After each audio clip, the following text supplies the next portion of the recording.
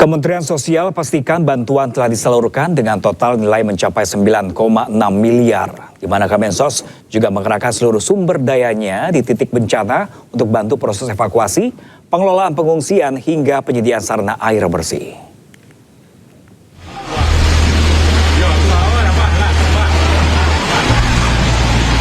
Menteri Sosial Saifullah Yusuf atau Gus Ipul menyebut seluruh instansi bergerak serentak di bawah komando Presiden Prabowo Subianto untuk menangani bencana di Sumatera. Kemensos menjadi bagian dari operasi bersama tersebut, terutama pada sektor penyaluran bantuan logistik dan shelter. Selain itu, sebagian besar titik bencana telah disalurkan bantuan meski ada beberapa wilayah yang belum terjangkau. Meski demikian, Kemensos sudah menggerakkan seluruh jaringan gudang dan lumbung sosial yang tersebar hingga 700 lebih titik untuk memasuk kebutuhan darurat.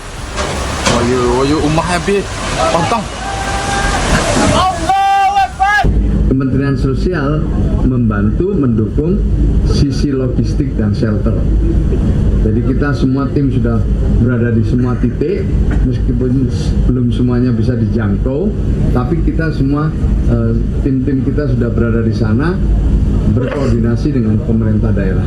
Di Provinsi Aceh kita sudah mengirim dukungan lebih dari 3 miliar, di Provinsi Sumut lebih dari 6 miliar, dan di Provinsi Sumbar ini masih terus berjalan tapi sudah lebih dari 600 juta.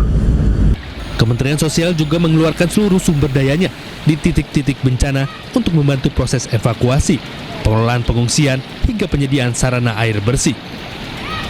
Dari Bandung, Jawa Barat, Ervan David Ainis melaporkan.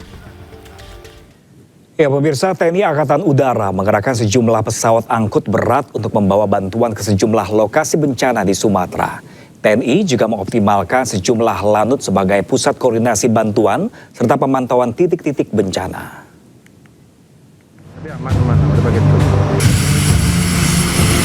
Dua pesawat Hercules membawa bantuan mendarat di Bandara Internasional Minangkabau, Padang, Sumatera Barat.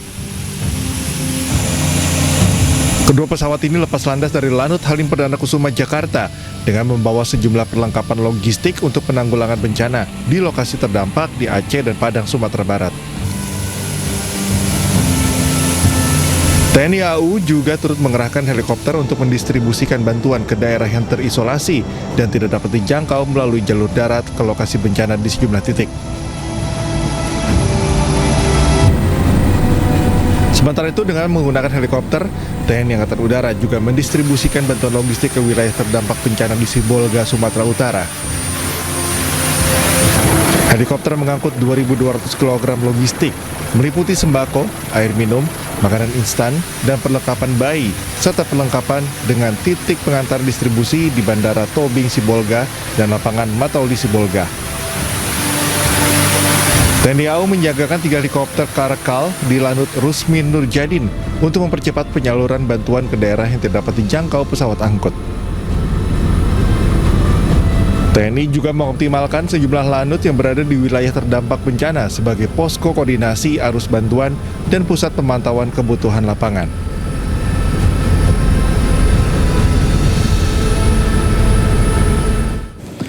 Sementara itu, pemirsa, Polri mengirimkan bantuan untuk korban bencana banjir dan longsor di Aceh, Sumatera Barat, dan Sumatera Utara. Bantuan diterbangkan menggunakan pesawat, helikopter, dan juga kapal laut.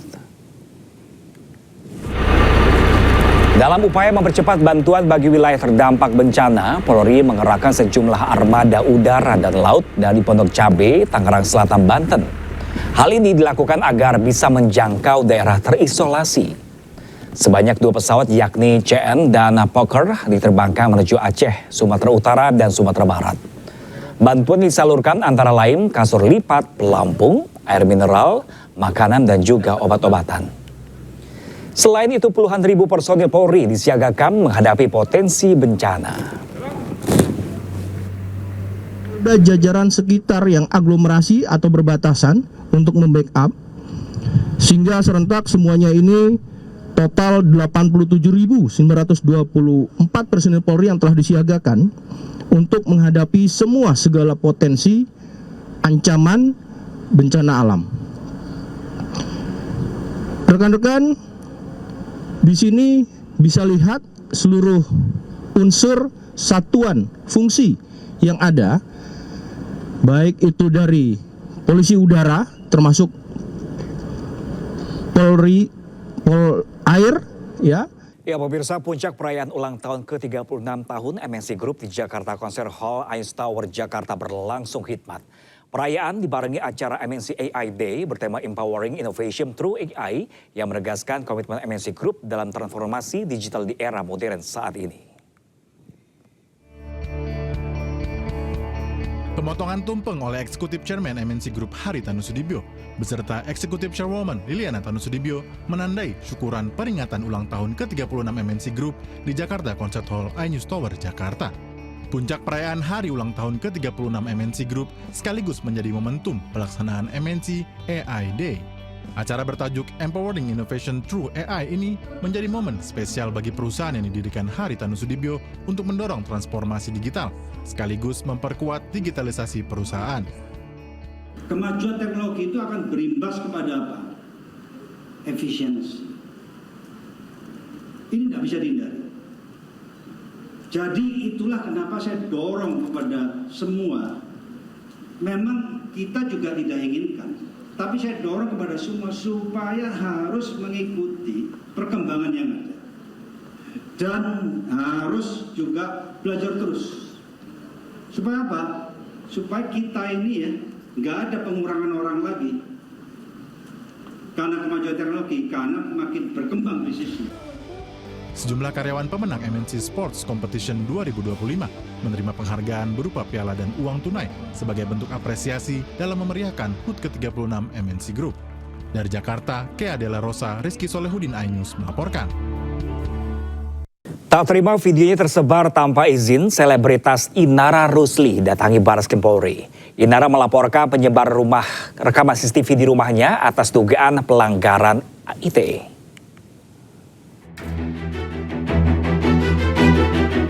Selebritas Inara Rusli melaporkan penyebar rekaman CCTV adegan syurnya bersama Insanul Fahmi ke Barreskrim Mabes Polri. Dirinya tak terima rekaman itu dijadikan barang bukti untuk melaporkan dugaan perselingkuhan dan perzinaan. Dalam laporannya, Inara menjerat penyebar rekaman CCTV itu dengan pasal dugaan pelanggaran Undang-Undang ITE karena rekaman CCTV rumahnya diduga telah disebar tanpa izin. November itu, klien kami mengetahui bahwa ada dugaan CCTV ya. Makanya yang kami tegaskan di sini bahwa klien kami telah membuat laporan polisi ya di Mabes Polri terkait dugaan illegal access ya pada tanggal 26 November 2025. Laporan itu pun dibenarkan Kasubdit 1 Siber Barreskrim Polri, Kombes Pol Rizky Agung Prakoso lewat pesan singkat. Ini mau menyampaikan permintaan maaf atas kegaduhan yang terjadi dan untuk semua pihak, kalau ada yang masih percaya sama aku berterima kasih dan memohon doanya. Cukuplah Allah yang jadi sebaik-baik saksi bagi amalan kita. Seperti diketahui, istri Insanul Fahmi, Wardati Namawa, telah melaporkan Inara ke Barreskrim Polri dan menjadikan video rekaman CCTV di rumah Inara sebagai bukti dugaan perselingkuhan dan perzinaan. Dari Jakarta, Tim Liputan iNews melaporkan.